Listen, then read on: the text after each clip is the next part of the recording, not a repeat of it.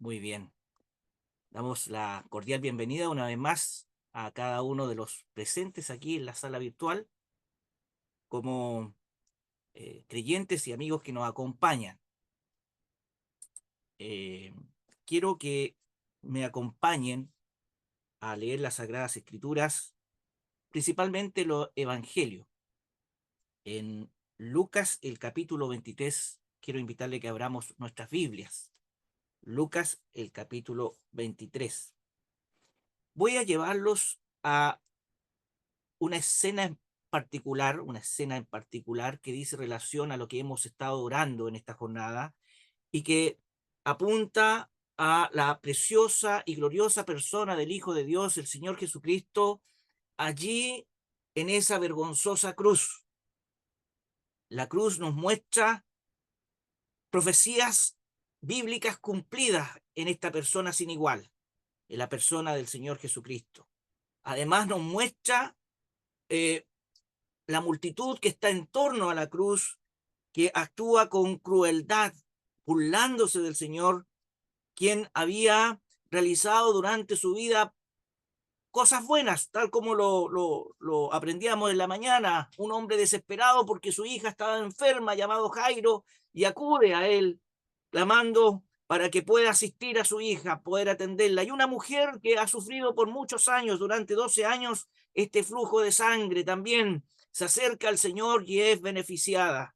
Bueno, él, persona del Hijo de Dios, el hombre perfecto, realizando, desplegando el amor de Dios para con esta humanidad.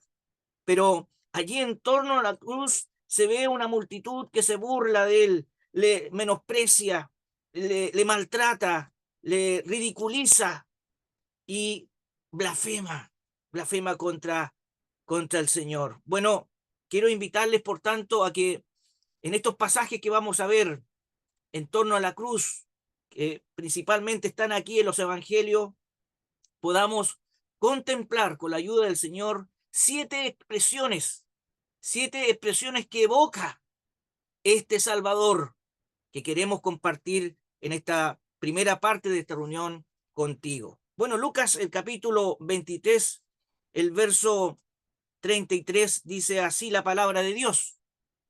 Y cuando llegaron al lugar llamado de la calavera, le crucificaron allí y a los malhechores, uno a la derecha y otro a la izquierda. Y Jesús decía, Padre, perdónalos porque no saben lo que hacen. Y repartieron entre sí sus vestidos, echando suerte. Esta es la primera expresión que pronuncian los labios del Señor allí en la cruz.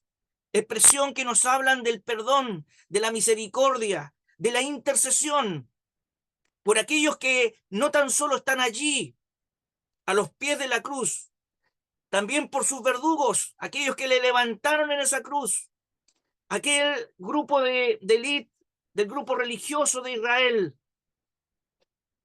aquellos que le juzgaron injustamente. Él está clamando y estas palabras evocan hasta nuestros días perdón de lo alto. ¿Por qué? Porque no saben lo que hacen. Esta primera expresión dicha por el Señor, por este Salvador, muestra la inmensa misericordia, apreciado amigo oyente, la compasión, el perdón que tiene el Señor Jesucristo para contigo, incluso en medio de sus sufrimientos, en medio del menosprecio, a pesar de la crueldad. Mire qué palabras. Padre, Padre, perdónalos, porque no saben lo que hacen. Él está sufriendo injustamente, pero Jesús, el Hijo de Dios, el hombre perfecto, divinidad y humanidad, se encuentran en su persona, intercede por aquellos que lo están crucificando. ¿No es maravilloso? Si este Dios es tan contrario a este hombre natural, a este hombre cargado de vileza, de maldad, ¿qué haría usted en un caso de aflicción donde tiene a hombres que están allí sujetando sus manos, que le están golpeando su rostro? ¿Qué haría usted? ¿Cuáles serían las palabras? Quizás sería de desesperación. Quizás usted trataría de defenderse. Mire, aquí está el Santo Hijo de Dios. Él teniendo todo el poder. Sí, está allí, levantado entre el cielo y la tierra. Y sus primeras palabras hablan de ese amor tan grande, indescriptible amor que se desplegó desde el cielo para con usted y para conmigo. ¿No le hacen sentido estas palabras? ¿No le conmueven su corazón, apreciado amigo oyente? Padre, perdónalos, porque no saben lo que hacen. La segunda expresión está aquí también, descrita por este médico, Lucas. El verso 42. Aquí hay un malhechor que en primera instancia estaba también maltratando al Señor con sus dichos. Aquí hay un malhechor que en un momento determinado, en el ocaso de su vida, recurre al Salvador. Recurre a aquel que está allí también crucificado en medio y clama por salvación. Y dijo a Jesús, dice el verso 42 de Lucas 23, acuérdate de mí cuando vengas en tu reino. Entonces Jesús le dijo, de cierto te digo que hoy estarás conmigo en el paraíso. Mire qué promesa. Este es el mayor milagro que ocurre allí, en la cruz. Evidencia hasta nuestros días que cualquier hombre o mujer, independiente su condición, independiente su situación, a punto de morir, este hombre eleva sus ojos, su oración y su corazón a este Salvador. Y mire, la respuesta no se hizo esperar. De cierto te digo, esta es una certeza, es una verdad, que vas a estar conmigo, que vas a tener una dicha eterna. Vas a estar con este Salvador hoy, sí, hoy. Ese hombre tan pronto como cerró sus ojos allí, los abrió en la misma presencia de este Salvador que le hizo esta promesa. ¿Qué pasaría contigo si la muerte te sorprendiera hoy? Mire, en las noticias, todos los días, pero todos los días, tanto a nivel nacional como mundial, los periodistas anuncian no noticias buenas, sino que asesinatos, accidentes de tránsito, terremotos, guerras, donde los hombres pasan a la eternidad. Si te sorprende la muerte, ¿a dónde irías? ¿Has tenido este encuentro tal como este malhechor, íntimo, con la persona del Señor Jesucristo? ¿Has inclinado tus rodillas y has clamado por salvación? En Él hay salvación, en Él hay esperanza, en Él hay dicha. De Él emanan manantiales de todos los recursos que el hombre necesita, presentes y futuros, espirituales y físicos, presentes y eternos. Hoy estarás conmigo en el paraíso. Esta segunda expresión está dirigida a un ladrón arrepentido que estaba crucificado al lado del Señor. Algo hizo sentido. Quizás estas palabras que el Señor dijo allí, Padre, perdónalos. Él miró hacia su lado y acudió entonces y clamó al Señor. Esto resalta, apreciado amigo oyente, la promesa de la salvación y el poder del arrepentimiento genuino, sin importar el pasado. este hombre acudió a la persona del Señor Jesucristo. Aún siendo un malhechor, aún estando a la puerta de la muerte, allí tuvo su oportunidad y fue sabio. Escogió bien, tomó una decisión importante en vida y clamó por salvación y la respuesta no se hizo esperar. Hoy estarás conmigo en el paraíso. Deje marcado aquí Lucas porque seguro vamos a volver a este evangelio. Quiero que me acompañe ahora al evangelio de Juan. El evangelio de Juan, unas páginas más adelante, en el capítulo 19. Allí está la tercera expresión que el Señor evoca allí desde la cruz. Dice el verso 26. Cuando vio Jesús a su madre y al discípulo a quien él amaba, Juan el capítulo 19, el verso 26,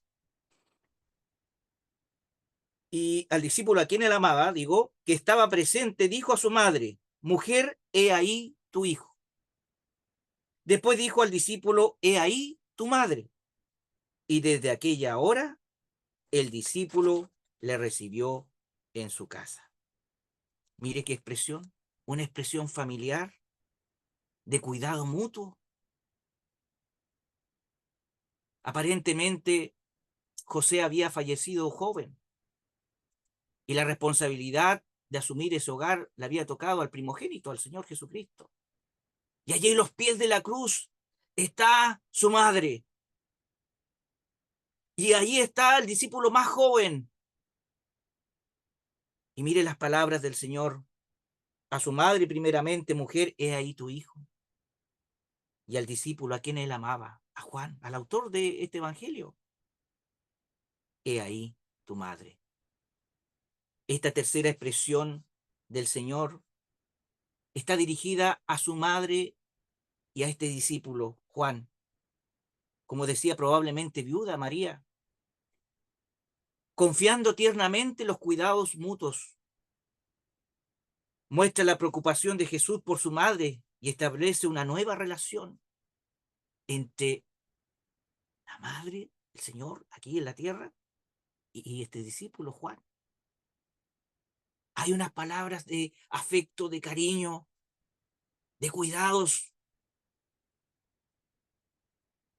que él encomienda a este joven discípulo Juan, a su madre. Allí están unas palabras cargadas de afecto, de amor, de parte de este precioso Salvador. Está allí, preocupado por su entorno cercano.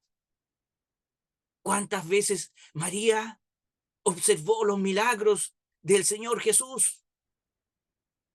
Y dice que la palabra de Dios que ella guardaba todo en su corazón. Allí estaba observando a este santo ser. Qué privilegio de María. Y aquí hay unas palabras del Señor para con ella y para con Juan. Mateo el capítulo 27. Mateo el capítulo 27. El primer libro del Nuevo Testamento señala la cuarta expresión, la expresión del medio de estas 7 expresiones.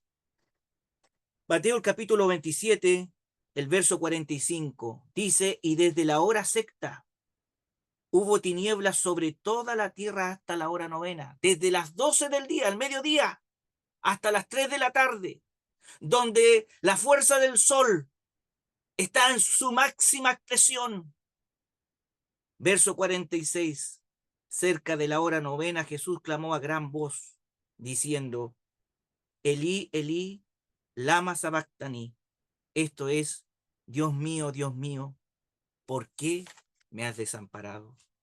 Mire, esta sola expresión tiene para multitud de reuniones. Esta es una expresión profunda que nos habla de el abandono, de la desolación que sintió el Señor en ese instante, cuando el justo castigo de Dios caía sobre él, cuando Jehová cargaba en él el pecado de todos nosotros. La tierra se oscureció, se hizo noche. Sí, aquellos hombres inicuos que están a los pies de la cruz no pudieron ver el rostro santo de los sufrimientos espirituales que experimentaba este Salvador. Allí estaba recibiendo el castigo por nuestros pecados. Qué grande, qué incomparable. Su obra sin igual en favor nuestro, amigo oyente. Si aún nosotros como creyentes, cuán faltos somos. Aún el apóstol Pablo decía, lo que no quiero hacer, eso hago. El apóstol Pablo. Somos indignos, por eso es un privilegio esto, de poder anunciar una noticia que trae felicidad y dicha en el presente y por la eternidad al hombre, que logra comprender, que logra entender que Cristo el Señor vino a este mundo, Dios mismo se encarnó y ocupó un cuerpo semejante al nuestro y caminó firme hasta la cruz. Dios mío, ¿por qué me has desamparado? Él sufrió el desamparo de Dios para ampararnos nosotros, viles pecadores, viles pecadores, malvados por naturaleza y por práctica. Merecíamos este castigo, merecíamos la muerte, pero ahí está, realizando la obra redentora, Cristo el Señor, abriendo a la humanidad el cielo de par en par, reconciliando al hombre caído allí en el huerto del Edén, producto de ese pecado, hasta nuestra generación. Dios declara, todos pecaron y están destituidos de la gloria de Dios. Sin embargo, este santo ser está aquí reconciliando, está siendo el mediador entre este hombre pecador y este Dios santo y justo. Vuelvo a preguntar, ¿no te conmueven estas palabras? Aquí hay una verdad que aconteció, tal como oraba nuestro hermano hace 2000 años atrás a Pepe. Un hombre fue levantado, pero no cualquier hombre, un hombre perfecto, un hombre que nunca pecó, un hombre que nunca mintió, un hombre que nunca hizo daño, que no hubo engaño en su boca. Aquí está, intercediendo, realizando la obra más grande de salvación por amor a ti y por amor a mí.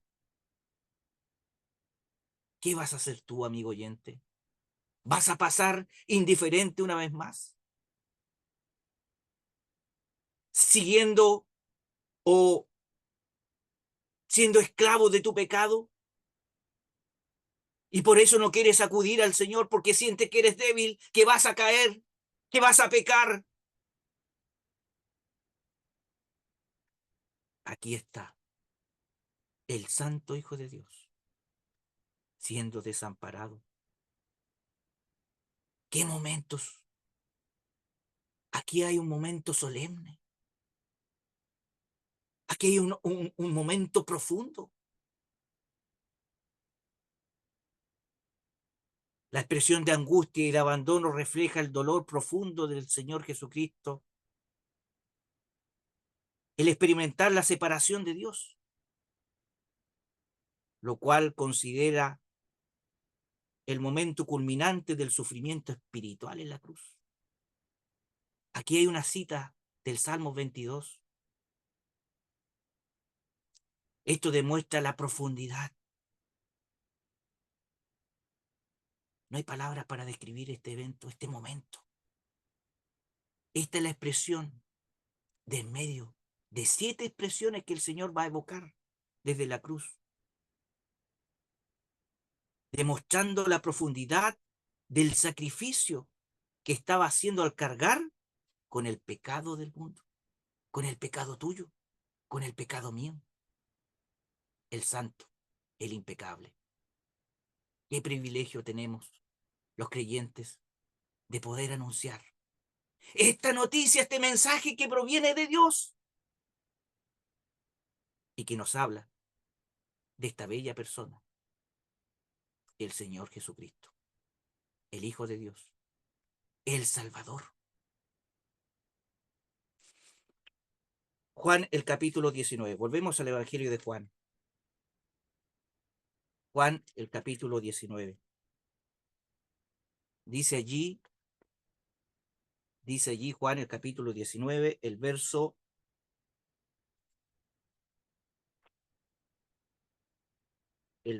28.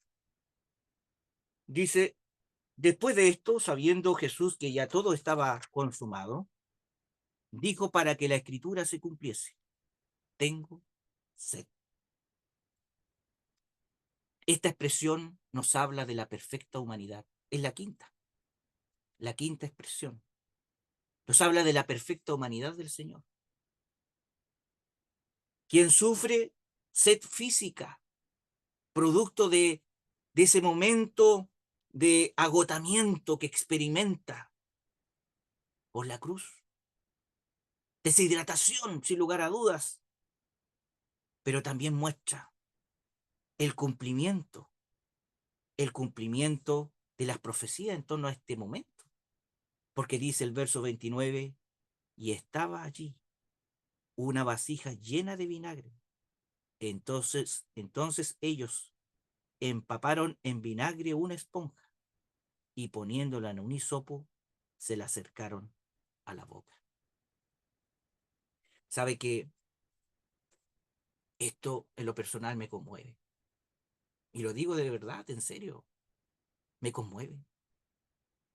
Como el Dios eterno se dignó a venir a este mundo malo, a este mundo cruel, y como lo he dicho en otras predicaciones, contuvo todo su poder divino.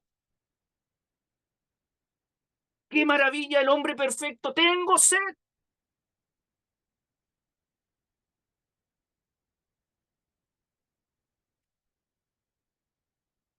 Mis hermanos citaron en oración la sexta expresión, verso 30 de este capítulo 19 de Juan. Cuando Jesús hubo tomado el vinagre, dijo, consumado es, consumado es. En el antiguo griego es la expresión o es la palabra tetelestai, pagado totalmente. Me acuerdo de mi hermano don Ricardo Hanan, cuando él le hacía énfasis a esta palabra, a esta expresión. Todo está pagado, todo está cancelado. Sí, es el timbre que se estampa en una boleta, en una factura, pagado. No hay nada más que hacer. Esta expresión es de triunfo, que evoca al Salvador desde aquella cruz. Consumado es. En esta expresión el Señor Jesucristo declara que su misión de redención, de salvación, está completada. No hay nada más que hacer. El Santo Cordero de Dios ha cumplido la voluntad de un Dios santo y justo para dar salvación eterna a todo aquel que acude y clama por salvación, tal como aquel malhechor junto a la cruz. Acuérdate. Él está constantemente acordándose hasta nuestros días. Y ese fue el petitorio, esa fue la solicitud previa a esta reunión. La oración para que tu corazón sea tocado y para que entiendas que el Hijo de Dios cumplió una obra perfecta para salvarte de una eterna condenación. ¿Qué vas a hacer tú? ¿Dejarás pasar un domingo más en tu vida? ¿Dejarás pasar un día más Si este año se ha ido volando, el 2024, 22 de septiembre. Qué hermoso sería que tu nombre fuera inscrito un 22 de septiembre en el libro de la vida y hubiese gozo en el cielo por ti, pecador, que has nacido de nuevo. El término consumado es implica que la obra de salvación que empezó el Señor Jesucristo con su encarnación ha llegado a su fin con su sacrificio en la cruz. Es una proclamación victoriosa y el cumplimiento de la voluntad de Dios para la salvación de la humanidad. Vamos a volver a Lucas. Lucas el capítulo 23, el verso 46. También fue citado en oración esta expresión. Entonces Jesús, clamando a gran voz, dijo: Padre, en tus manos encomiendo mi espíritu. Y habiendo dicho esto, expiró. La expresión de entrega. Aquí está, el Santo Hijo de Dios, entregando su espíritu. Padre.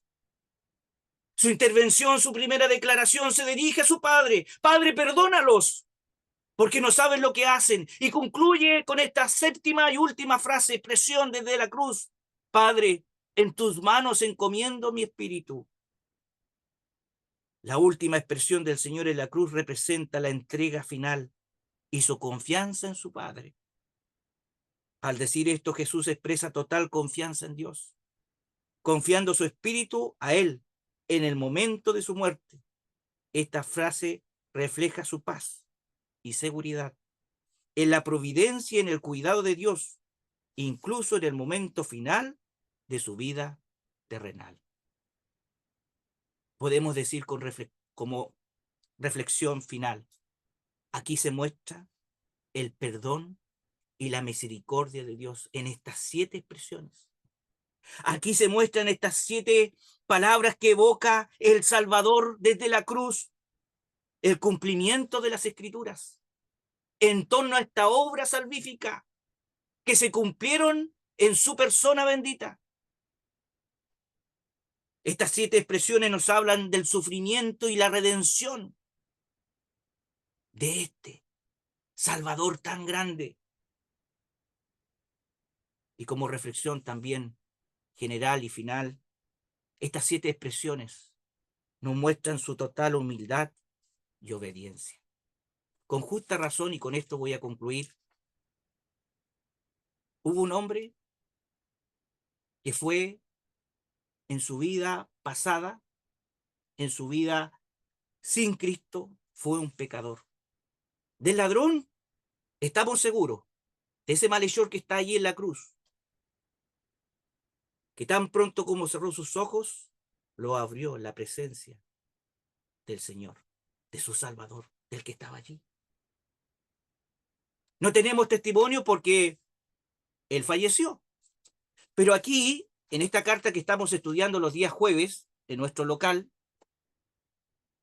tenemos un testimonio de un hombre que fue malvado, pero en la gracia de Dios, en ese favor inmerecido, Dios lo alcanzó para salvación. Y mire las palabras que evoca.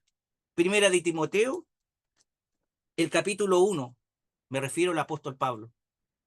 En su vida pasada, Saulo. Dice el verso 12 del capítulo 1 de Primera Timoteo: doy gracias al que me fortaleció, a Cristo Jesús nuestro Señor, porque me tuvo por fiel poniéndome en el ministerio. ¿Sabe que estas palabras nos apropiamos nosotros los creyentes? Porque tenemos este alto honor de proclamarlo a Él, de proclamar la cruz, lo que sufrió, y nos puso en esta posición de privilegio. Sin Cristo, ¿dónde estaríamos nosotros? Por eso te queremos convidar a ti, que puedas reflexionar en torno a este Salvador, y la salvación que se obtiene a través de él. Porque me tuvo por fiel poniéndome en el ministerio. Mire lo que dice él, verso 13 del capítulo 1 de Timoteo. Habiendo yo sido antes blasfemo, perseguidor e injuriador, mas fue recibido a misericordia.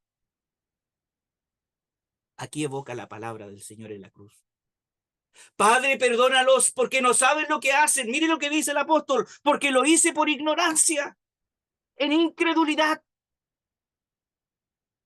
Pero la gracia, verso 14, de nuestro Señor fue más abundante con la fe y el amor que es en Cristo Jesús. Aquí, demostrado en esa cruz de vergüenza, agrega el apóstol, palabra fiel y digna de ser recibida por todos, por ti, por mí, que Cristo Jesús vino al mundo para salvar a los pecadores. Mire lo que dice el apóstol, de los cuales yo soy el primero. Él se consideraba el más malo de los pecadores, pero el Señor en su gracia lo alcanzó y lo puso en el ministerio, lo puso al servicio para que proclamase de este Salvador, para alcanzar a otros, para salvación eterna. Verso 16 del capítulo 1 de 1 Timoteo dice, pero por esto fui recibido a misericordia, para que Jesucristo mostrase en mí el primero toda su clemencia, para ejemplo de los que habrían de creer en él para vida eterna. Y concluye con una alabanza, con una gratitud, esta corta intervención, este paréntesis que él hace frente a la temática que va a plantearle a Timoteo. Por tanto, verso 17 del capítulo 1 de Timoteo, al Rey de los siglos, inmortal, invisible, al único y sabio Dios, sea honor y gloria por los siglos de los siglos. Amén. Amigo oyente, en esta jornada queremos pedirte que consideres en tu vida a este Salvador, que inclines tus rodillas y acudas a Él, la única fuente de esperanza que tienes en este momento, que tiene el mundo. No hay otra, solo Él, Cristo el Señor, el hombre perfecto que murió en esa cruz para salvarte a ti, para salvarme a mí. Si tú tienes un encuentro personal con Él, aquí mismo ahora, ¿sí? Un diálogo personal con Él, una oración cortita, llena de fe, con un corazón sincero. Señor, yo creo que tú moriste por mí en esa cruz. ¿Sabes lo que tendrás a cambio? Vida eterna. El tema de tus pecados resuelto. Si te mueres, te vas a la presencia de este Salvador.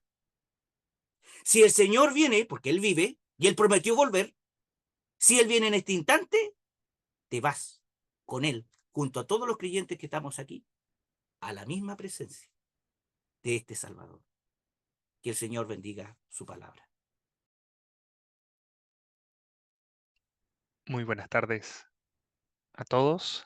Para esta segunda parte de la predicación del Evangelio en esta tarde, quiero leerles, y de hecho lo voy a poner en pantalla, un pasaje que nos habla acerca de, y es increíble cómo el Señor va abriendo los pasajes, porque habla de la misericordia del Señor. Lo mismo que escuchábamos. Para este segundo mensaje, entonces, quiero que podamos ver y leer un pasaje que está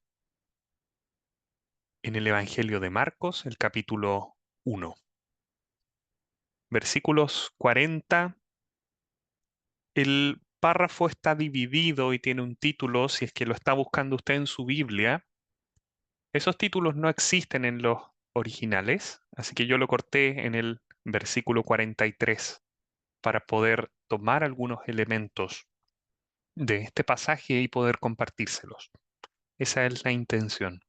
Lo que nosotros queremos, como ya se ha manifestado por nuestro hermano Juan, es que usted pueda creer en el Señor, que usted pueda llegar a ser salvo.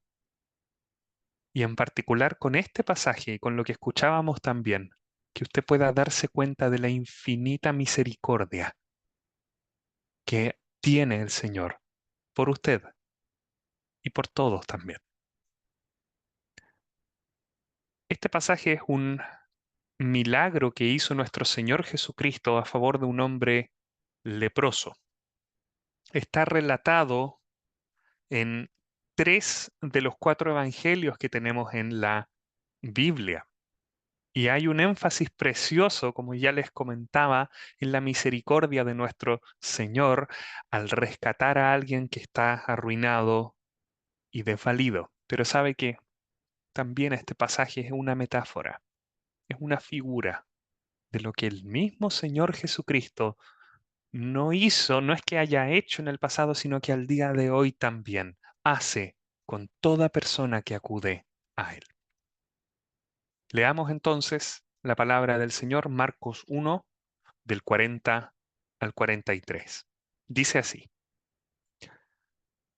Vino a él un leproso, rogándole, e hincada la rodilla, le dijo: Si quieres, puedes limpiarme. Y Jesús, teniendo misericordia de él, extendió la mano y le tocó y le dijo: Quiero, sé limpio. Y así que él hubo hablado, al instante la lepra se fue de aquel y quedó limpio. Entonces le encargó rigurosamente y le despidió luego. Hasta ahí la lectura. Ustedes también después podrán continuar la lectura y de hecho les eh, insto a que lo hagan efectivamente. Lo que quiero compartir en esta tarde con usted son 2 cosas. En primer lugar, quiero hablar de la lepra. Y en segundo lugar, quiero hablar de la misericordia. Pero quiero hablar de estas 2 cosas 2 veces. Primero de la lepra y qué es lo que se entendía por lepra en ese entonces y en este pasaje, lo mismo la misericordia, pero después quiero volver a hablar de la lepra como figura del pecado y de la misericordia para ti y para mí, aplicado a nosotros. Y para ello si bien vamos a dejar este pasaje allí, pero también eh, voy a basarme también en los demás pasajes que relatan este mismo evento, que están en el Evangelio de Mateo y en el Evangelio de Lucas, porque hay ciertos detalles también muy interesantes allí. El versículo 40, para hablar en primer lugar acerca de la lepra, nos introduce al actor más importante de este relato, un hombre leproso.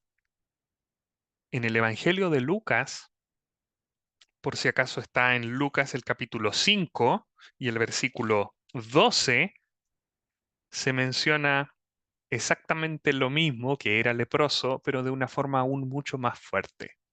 Se nos dice que estaba lleno de lepra. No era simplemente algo puntual, era lleno de lepra.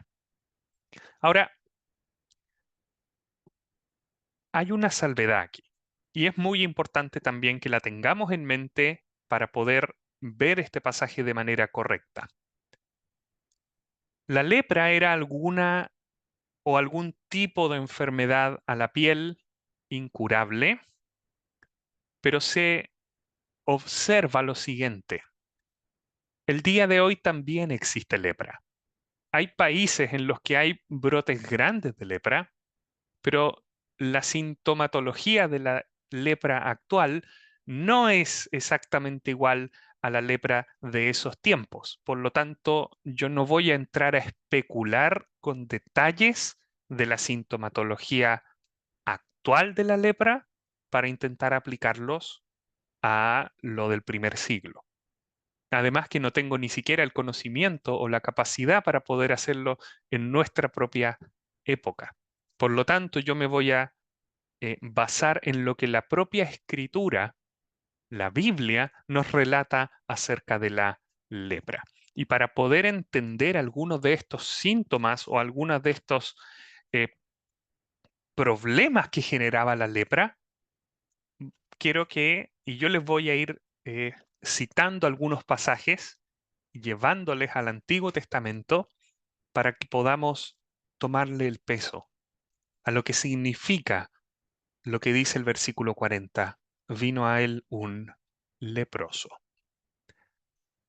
En el Antiguo Testamento, en Levítico, el capítulo 13 y 14, se nos describen varios leyes y varios mandamientos acerca de las personas que tenían lepra, ¿vale? Esta enfermedad a la piel. Y se nos describen de la siguiente manera, como hinchazón en la piel, erupciones en la piel, manchas blancas o pelo blanco en la zona. Los primeros versículos también mencionan que tal vez la llaga, la herida, podría estar más hundida que la piel sana alrededor. Se menciona también un poco más ahí en Levítico 13:7 que es una herida o una llaga que se expande, que se extiende por la piel. Y se mencionan tumores blancos en la piel. De nuevo, el color del pelo se vuelve blanco y produce heridas abiertas. Y más adelante, en Levítico 13:19 y 20, se menciona que el alcance de la plaga de lepra incluso se puede o se extiende a infecciones de vestimentas de diversos materiales o incluso afectaría a lugares como construcciones. Eso está allí. Y el capítulo 14 hace exactamente eso. Esto es totalmente consecuente con algunos casos que están en las Escrituras. Si usted es conocedor del Antiguo Testamento, tiene que saber que existía un personaje que se llamaba Moisés, y Moisés tenía una hermana que se llamaba María. Y en el libro de Números, el capítulo 12, se nos describe que María fue castigada con lepra, le surgen estas heridas blancas. Aarón, el otro hermano, declara que ya su carne estaba medio consumida, tiene ya medio consumida su carne. Había otro personaje en el Antiguo Testamento, un general que se llamaba Naamán, y cuando Eliseo, el profeta, le dice, lávate 7 veces en el Jordán y tu carne se te restaurará y serás limpio. Si le dice tu carne se te restaurará, es porque la carne de él estaba completamente destruida. Tenemos estas heridas blancas en la piel, que se extienden, que contagian, que provocan heridas a carne viva y que van destruyendo el músculo, van desgastando a la persona, van degradando la piel y van carcomiendo la persona de manera completa. Ahora, si esto ya suena bastante fuerte y terrible, tenemos que agregar algo encima de eso. Los efectos sociales que la lepra causaba. Y están en los mismos versículos, Levítico capítulo 13 y Levítico capítulo 14. Los sacerdotes de Israel tenían que determinar y juzgar si estas llagas correspondían a lepra o correspondían a alguna otra cosa. Y si es que efectivamente estas llagas correspondían a lepra, entonces esa persona, sus vestidos y, como les decía antes, hasta su casa eran declaradas ceremonialmente hablando inmundas, impuras. infectadas y por lo tanto había efectos sociales terribles. Levítico 13, versículos 45 al 46, se nos describe que esas personas tenían que romper sus ropas, rasgar sus vestidos, su cabeza tenía que ir sin cubrir para que se pudiese ver y debían dejar su casa, dejar su ciudad fuera del campamento a vivir solos, como si fuera poco. Estando ahí solos, cada vez que vieran a alguien tenían que pregonar a viva voz, gritando, inmundo, inmundo, para prevenir que alguien se acercara y que se contagiara. Era fuerte. No era solamente que tu cuerpo se está destruyendo, sino que además tenías que abandonar todo lo que conocías. Y aún a eso, si ya es terrible lo que pasa con el cuerpo, y si ya es terrible lo que pasa a nivel social, quiero agregar algo más que lo hacía aún peor, una tercera capa de algo peor. Existía también una afectación del carácter religioso. La lepra tenía una connotación de un juicio de Dios por causa del pecado. No era así siempre, ¿no? Pero en ciertas ocasiones sí lo fue así. En Segundo de Crónicas, capítulo 26, se menciona que el rey Usías de Judá fue castigado por Dios con lepra por atribuirse un derecho que solo tenían los sacerdotes. Y debido a esa lepra, en forma práctica, lo que le pasó fue que perdió a su familia, perdió el reino, y tuvo que irse a vivir solo y murió así en una casa lejos, solo.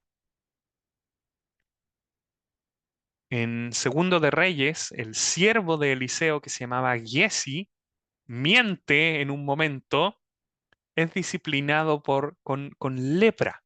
Y el relato que les contaba también de María, la hermana de Moisés, tuvo que salir, tuvo que vivir sola por causa de su pecado por 7 días con lepra, hasta que fue restaurada.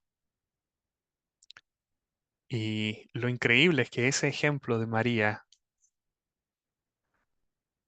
Dios dice en Deuteronomio capítulo 24, versículos 8 y 9, que el pueblo debía acordarse de eso.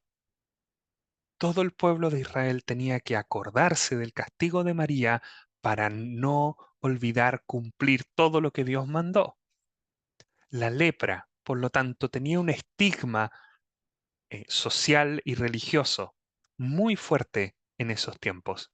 Estas personas, no importa que haya sido un rey, pasaban a ser simplemente personas inmundas, excluidas e imposibilitadas de todo en su sociedad. De hecho, el Antiguo Testamento pone normas acerca de cómo debían ir a mostrarse a los sacerdotes cuando estuviesen estas personas sanas para volver a ser declarados limpios, pero lo más probable es que esas cláusulas y esas normas solo aplicaran para cuando efectivamente alguien había sido puesto en aislamiento, pero efectivamente no era lepra, porque la lepra en general era incurable.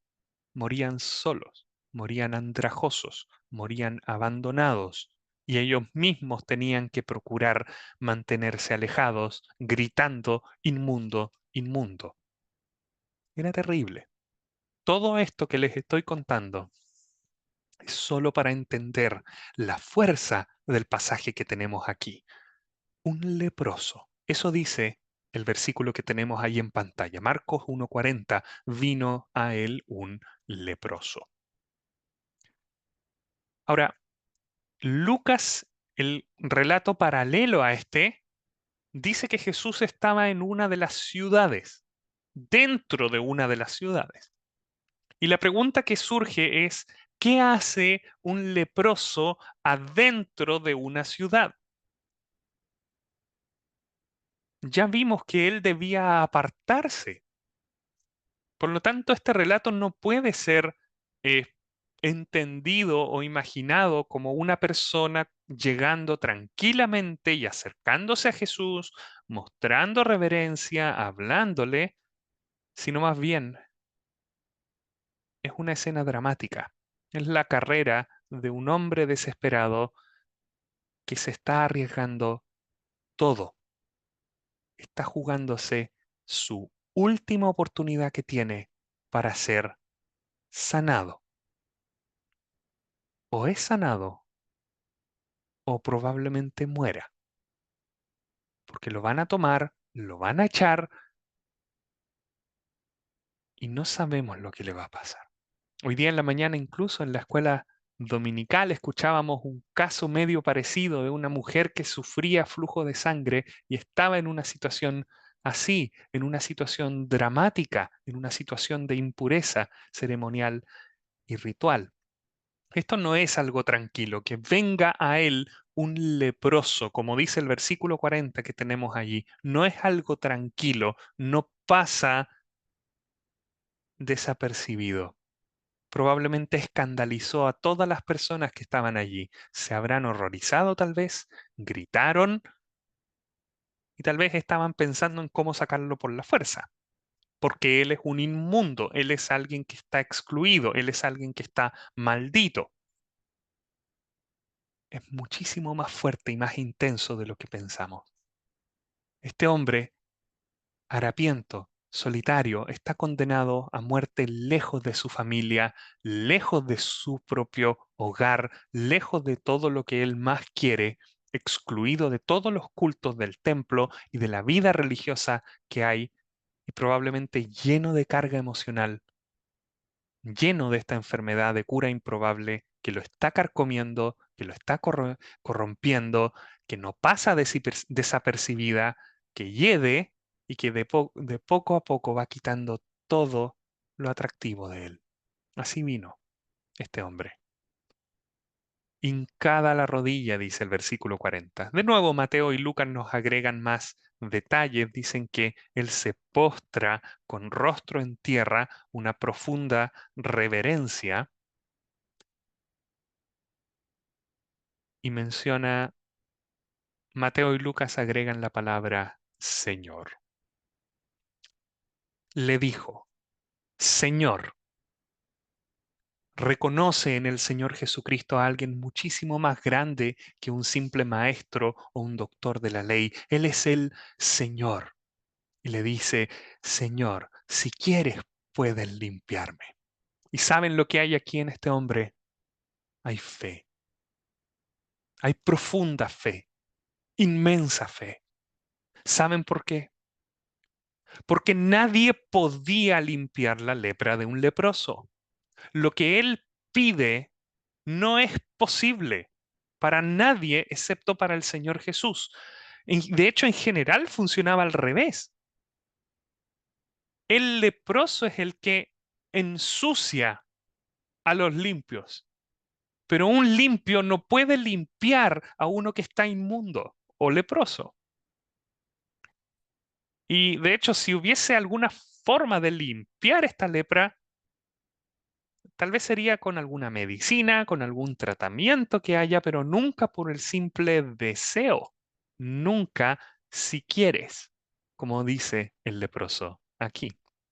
Y por lo tanto, sin que tengamos antecedentes de qué es lo que sabía este leproso acerca del Señor Jesucristo, él, este leproso, le atribuye al Señor algo muchísimo más grande que se podría esperar de cualquier hombre. Él puede limpiarme. Lo único que tiene que hacer es querer y voy a ser limpio. ¿Sabe lo que es eso? Eso es fe. Él puede limpiarme. Estoy seguro, dice este leproso. Eso es fe. Eso es fe.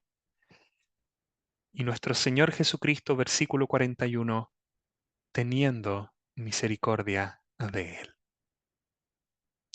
La idea de eh, misericordia o de movido a misericordia es literalmente ser movidas, significa esto, movidas sus entrañas. Para el judío, el centro de las emociones, de hecho, eran las entrañas, significaba un sentimiento activo, profundo. Estaba inmensamente afectado nuestro Señor Jesús. Y tiene que ver con compasión activa, motivada por amor, por un profundo amor de nuestro Señor hacia ese hombre.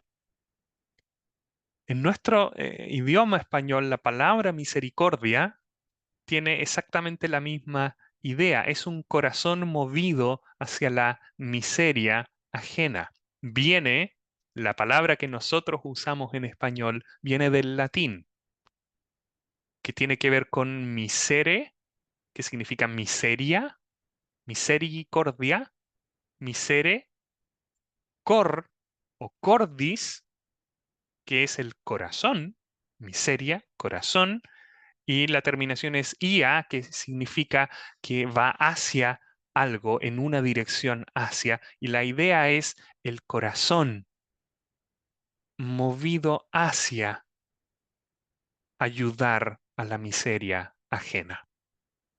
Esa es la idea.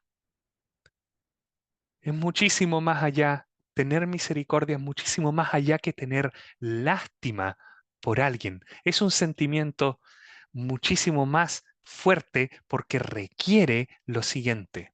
No se da la misericordia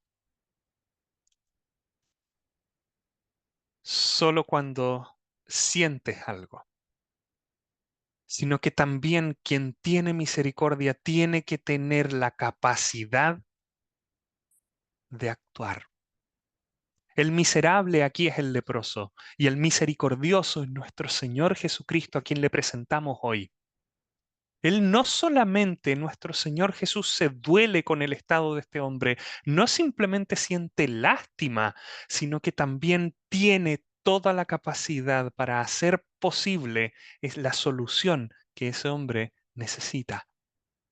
Él es Dios, Él es el Todopoderoso y puede tener misericordia porque puede ayudarle, porque no solamente siente algo de amor y de querer ayudarle, sino que tiene todos los recursos y soberanía y poder para hacerlo.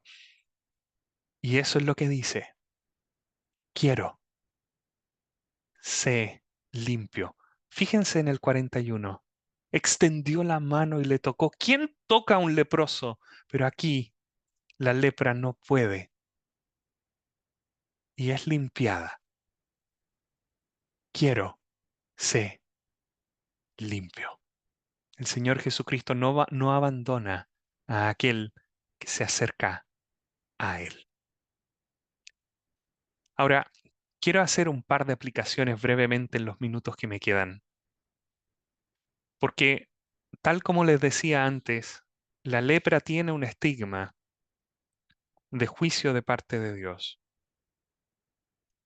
Y la lepra es una de las metáforas o ideas que se compara a algo mucho más grande que una enfermedad física, algo que está en usted, algo que está en mí, y es nuestro pecado. Usted es un pecador delante de Dios. Y dentro de las distintas formas en las que se describe el pecado en la Escritura, voy a leerle un pasaje que está en Isaías, el capítulo 1. Dice así, describiendo pecado, no describiendo una enfermedad, describiendo pecado del corazón. Es como si Dios dijese, desde la planta del pie hasta la cabeza no hay en él cosa sana, sino herida, hinchazón y podrida llaga.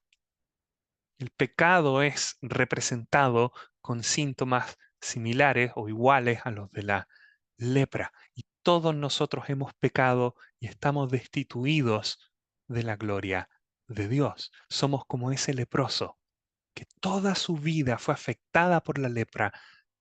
Todo lo de usted, toda su vida, todo su ser es afectado por el pecado.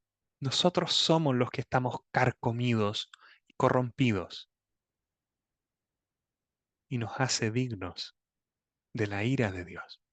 Toda persona no salvada es espiritualmente representada por este leproso que está aquí. No puede hacer nada. Está condenado a muerte. Es inmundo delante de Dios y por lo tanto es merecedor del desprecio del pueblo de Dios. Pero sin embargo, así como este hombre leproso fue sanado por el Señor Jesucristo mismo, también todo pecador que acude al Señor puede y es salvado de sus pecados y limpiado para Dios. Y eso es con base a la muerte del Señor Jesucristo en la cruz.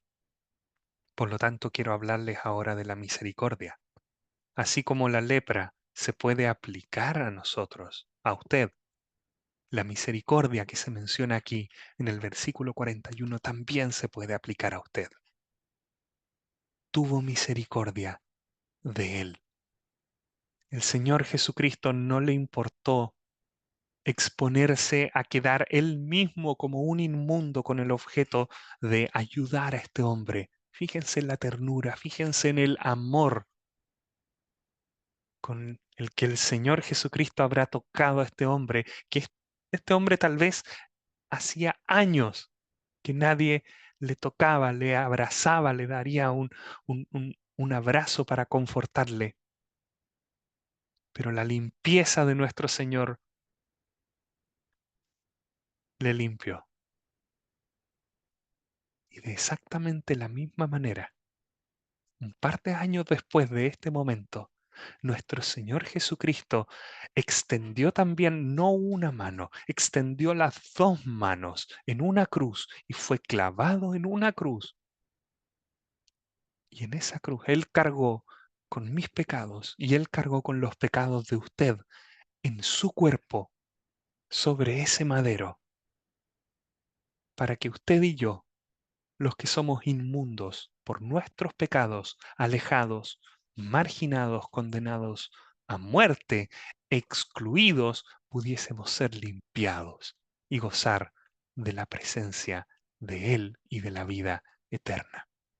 Cristo Jesús muere en esa cruz porque con su vida está pagando el precio por los pecados de todos nosotros. ¿Sabe lo que dice la Biblia? Que siendo nosotros aún pecadores, Cristo murió por nosotros.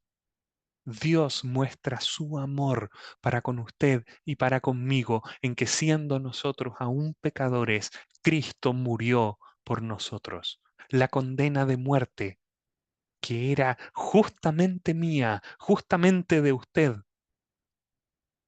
la llevó Él, la sufrió Él en esa cruz hace 2000 años atrás. Y la salvación que nos ofrece es que con base a su sacrificio de la cruz, Él nos puede limpiar, Él nos puede perdonar y nos puede hacer y presentar delante de Dios justos y tan limpios como si fuese Él mismo. Y eso es lo que nosotros le queremos decir. Este es el mensaje del Evangelio. Dios salva al pecador con base en la muerte de su Hijo Cristo Jesús en la cruz y al tercer día su resurrección. El Señor Jesucristo que extendió la mano y tocó al leproso y le limpió, también está declarándole a usted hoy, quiero, se limpio. Estas palabras preciosas que están al final del versículo 41. Esas palabras son para usted también, porque Él quiere que usted sea perdonado. Él quiere que usted sea salvo de sus pecados.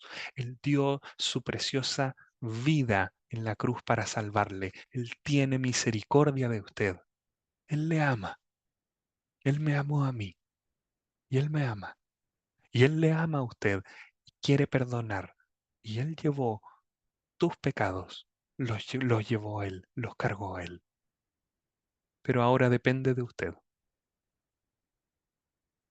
Usted debe tener la misma actitud que tuvo este leproso. Era su oportunidad. Juéguesela por el Señor. Muestre su fe. Deposite su fe en Él, así como este leproso lo hizo. Crea en Él como su Señor y Salvador. Reconozca su obra preciosa de la cruz y crea en Él como aquel que perdona todos sus pecados. De la misma forma, reitero, en que este leproso se acercó a la ciudad desafiando toda la ley que existía en su contra, porque creía que el Señor era poderoso para salvar. Acérquese usted también con fe al Señor, sin importar lo que nada ni nadie pueda decir.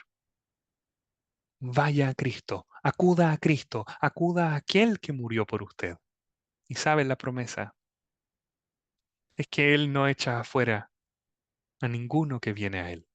Así como tuvo misericordia de este leproso, la tendrá también de usted. Eso le quería compartir en esta tarde. Muchas gracias por su atención. Que nuestro Señor le bendiga. Oremos para terminar. Padre Celestial, te damos gracias por tu palabra. Hemos podido escuchar acerca de la gloriosa persona de tu Hijo, nuestro Señor. Queremos bendecir tu nombre. Tú eres Dios Salvador y tú, en la persona de Él, nos has dado esta salvación tan grande, nuestros pecados perdonados, porque Él los llevó en su cuerpo sobre ese madero, vida eterna, perdón y salvación. Nuestro Padre, no tenemos palabras para expresar la gratitud que tenemos por tu salvación tan grande en Cristo Jesús, tu Hijo. Te queremos rogar, nuestro Dios, si hay alguien aquí que aún no es creyente, que hoy puedan ser sus pecados perdonados, que hoy pueda acercarse a ti en oración, clamar a Cristo el Señor, clamar por perdón. Y con base a tu palabra sabemos que tú perdonas. Presentamos, por lo tanto, nuestro Dios, esta exposición doble de tu palabra delante de ti. Obra tú, tu palabra es la poderosa. Quedamos en tus manos, nuestro Dios. Bendícenos y te agradecemos por esta oportunidad. En el nombre del Señor Jesucristo. Amén. Amén. Muchas gracias, Andrés. Gracias